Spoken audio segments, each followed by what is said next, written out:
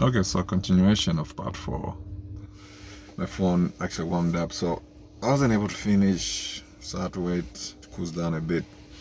Yeah, so we're talking about the vehicle and how the vehicle has been equipped, or it has got all the information, the codings, the codes, all the chips that have storage of information on them regarding the performance of the vehicle.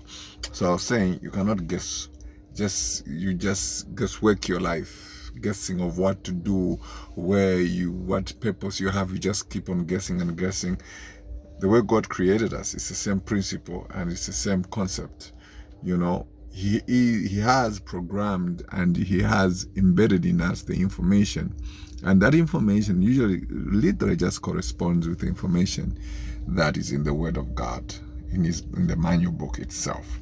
So mostly a car will come with two things. It will come with the manual book, and also it will have a computer box. Okay, so what are we getting from there? The computer box and the manual book. When you plug in the computer box, it will give you the whole status about the engine, about the gearbox, about the electricals, the lights, the sensors, and everything. There are two things you can do. You can either plug in and know, or you can read the manual and understand one or two things about it, but it is supplemented. So the manual book supplements what has already been put in there in the system. And you have a system that God has created, that God has put in you. You have a mission, you have a goal, you have a dream to fulfill, and you need to work on how best you can shift the history of your generations, your past generations, your forefathers, your uncles, aunties, and everyone. And you can only do that by simply aligning yourself to the will and purpose of God. Aligning yourself. So the issue is it's on the information intake. You need to read the Word of God. You need to know for you to understand your purpose and your responsibilities as a man, as a human being, as a woman, as a father, as a mother, as a child. You need to know. As a grandfather, you need to know. Okay? You need to read the Word of God, because you cannot live life passively. You cannot ignore, because right now, even when people are getting employed, when you're applying for it, they want to know what kind of information do you have in store.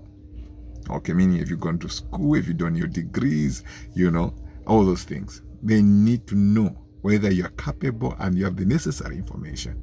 So you can't keep on guessworking your life. We had a challenge with the vehicle because we were guessworking, thinking, no, this, that, but the car is a simple thing.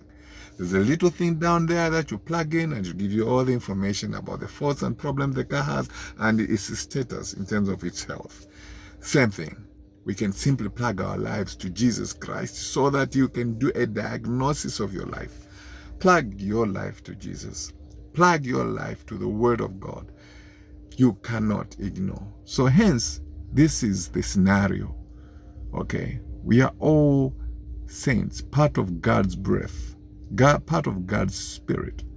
Okay, we come alive, and that's the reason why when we die, we go back to our Maker. We go back to the one who gave us that breath. Okay, the owner of the universe. Okay, the beginning and the end. Okay. And that is where we go back to. And there we are held accountable. Because every time God sends a soul, his spirit, and his birth into a flesh, every time God has got a chip and a program for it. So it's you. Either you ignore it and you think, oh, okay, me, it's okay, I'll live life just like this passively. It's up to you. But let me tell you one thing. Every person in the Bible, not only in the Bible, even in this world, has had a responsibility to change the course of life and the course of history. Others did it to the glory of God, to the betterment of mankind. Others, of course, were used by the enemy, the devil himself, and they responded and they accomplished and they did their own things, okay, to inflict pain on mankind, But Jesus came so that we may have life and have it abundantly, and that we should align ourselves so that we can fulfill his mission and his work. I pray that God himself, who created you, will minister to you as you have listened to all these four parts of what God has been trying to say. And I have responded. Continue in part 5 now.